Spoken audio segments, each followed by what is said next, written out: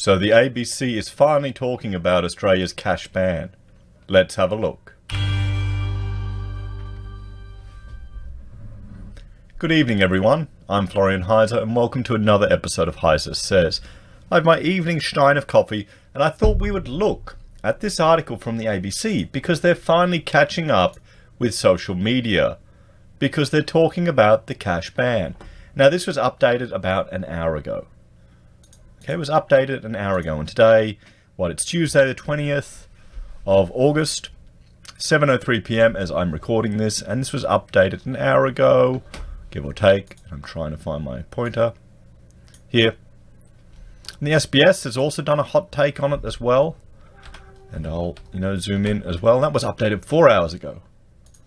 So 4 hours ago they updated that, so that's good. But there's something I want you all to consider. There's something I want you all to consider before we even look at the articles. Let's jump to, and I'll just bring this up, the Treasury website, where you could make your submissions as a member of the public, where you could make your submissions here. Now, what's this date say right here? The 26th of July until the 12th of August. Why is the ABC talking about it now, when there's no opportunity for people to make their submissions to Treasury? Shouldn't the ABC be reporting on this as the Australian public broadcaster? Shouldn't they be reporting on this when it comes out so that people of Australia have their chance to make their submissions? Isn't that part? If it isn't part of their charter, what the hell are we paying them for?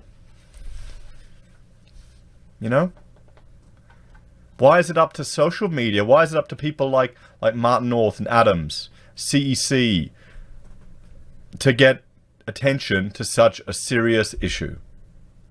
And then you can't say, oh, well, no, they're not going to talk about it because it's no clicks. Well, yeah, it is. They've talked about it now. They put it out there now. Now, I'm putting my tinfoil hat on, because this seems to happen often in other politically sensitive things, where ABC or SBS doesn't talk about it or doesn't report on it until after the opportunity to submit, till after the window for submissions to Parliament are closed, till after the window for submission to Treasury are closed. So that's, so this is kind of pointless. I mean, great. Nassim, why did you bother? Why did you bother? There's no opportunity for people to have their say. And I contacted several politicians. I got 2 responses. Boilerplate, copy-paste, crap. That was it. Pardon me. Boilerplate, copy-paste. So, this is what really frustrates me. I mean, we'll have a look here. Let's read the SBS hot take, because I'm a bit frustrated that it's, everyone who's been watching my channel is familiar with this. We know One Nation is going to vote against the bill, which is good. Other Libertarians going to vote it. Well, they've got no one in the Senate anymore, so they won't really have a stay. Liberal, judging by the 2 responses I got, and Labor are just going to go with the flow. They're going to go with what's recommended. I really get the feeling that our politicians are just... it feels bad to say, but I don't think they're that smart. Or I think they're either too busy to go along with it. Maybe I've been watching too much Yes Minister. Or Yes Prime Minister. Because it really feels like we just have an episode like this, where the bureaucrats are putting this out late on Friday night, and no exposure until now. Until, a week after, or 8 days after, you could actually have an opportunity as a member of the public to make a submission to this. Because this is crazy. The problem is, if you do any research into this, and if you're critical of it at all, you get a bit of an understanding, and you start talking about negative interest rates from the IMF and other restrictions, everyone's going to think you're a nutter. That's the problem. Because, how many people spend $10,000 on their day-to-day? They're thinking, oh, it's just for criminals, it's just for bad people. It's just for the dodgy tradies, keeping that tax that is honestly, the government's money. They have a right to that tax. When you're born, you have to pay them. It's their money. It's not yours. You just happen to work for them for nothing. So let's look at SBS's hot take. So backlash over proposed laws that could land you in jail for using more than $10,000 in cash. Yep, the Morrison government is facing questions over proposed new laws to criminalise the use of large amounts of cash for payments. Proposed laws which could land Australians in jail for using more than $10,000 in cash to pay for goods and services are facing a backlash. Well, yes, but that's the other thing. They can't say that they had to wait for the submissions here to write the piece because there's no submissions available. I can't download them. Eventually, we should be able to see all the submissions people have made. But why did they wait? Let me know what you think in the comments. Let me know what you think. Do you think, even if it's such a boring topic, that SBS or ABC or any government broadcaster should make it publicly aware, should publicly announce it? So in 2018-2019 federal budget, the Morrison government announced it would introduce an economy-wide cash payment limit of $10,000 for payments made or accepted by businesses for goods and services. Transaction equal to or in excess of this amount would need to be made using the electronic payment system or by check. Check. Thumbs up if you know what a check is. I remember we paid some staff in checks and they didn't know what they were. Or they said, oh, my dad has that. Although, I don't even have a checkbook anymore. The aim of the laws, expected to start from January 2020, is to tackle tax evasion and other criminal activities. Okay, yeah, because that, the little tiny money that us plebs use is the big tax evasion problem here in Australia. Sure. Not all the multinationals that are funneling it all over to Ireland. Every single company I order something from it's based in Ireland. Why don't we become the country where everyone funnels their money to? Come on, we could have all these head offices here in Australia. Why don't we do that?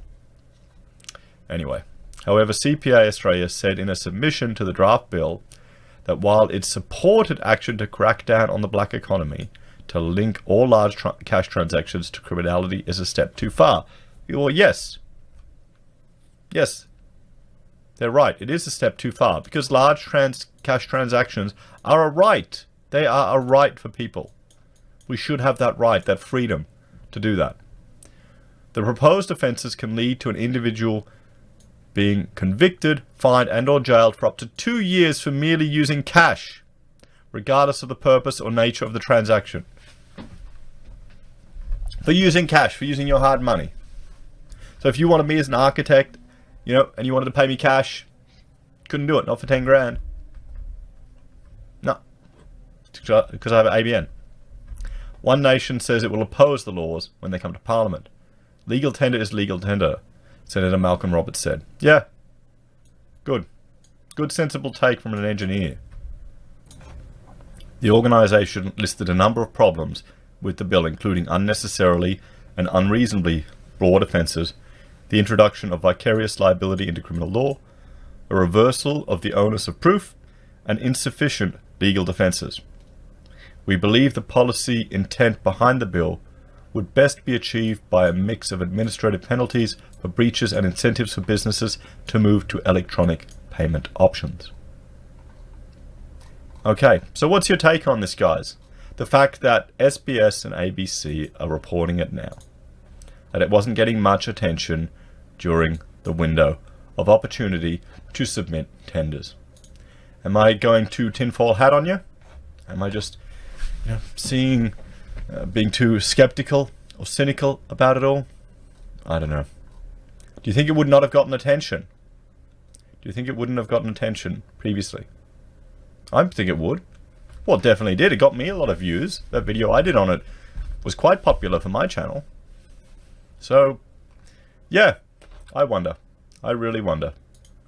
Anyway, guys, thanks for watching. Let me know what you think in the comments. Do you think this will mean everyone's going to start going to barter card? Or will they start using cryptos to make these transactions? Or will you start accepting grams of gold or silver for your business transactions? How would you do it? Let me know. Let me know what you're going to do, because this frustrates me. I'm not going to go through this ABC article. I mean, the key points, you know, I've done another video going through the proposed legislation.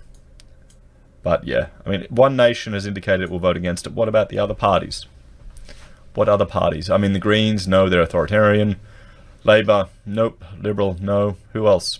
Well, the Shooters and Fishers, are they voting against it? If you've got a member in the Senate in one of those other parties, reach out to them, guys. Reach out to them and see if you get a boilerplate BS response. I think you might. Anyway, guys, thanks for watching. Like, share, and subscribe, and I'll see you all again later. Take care.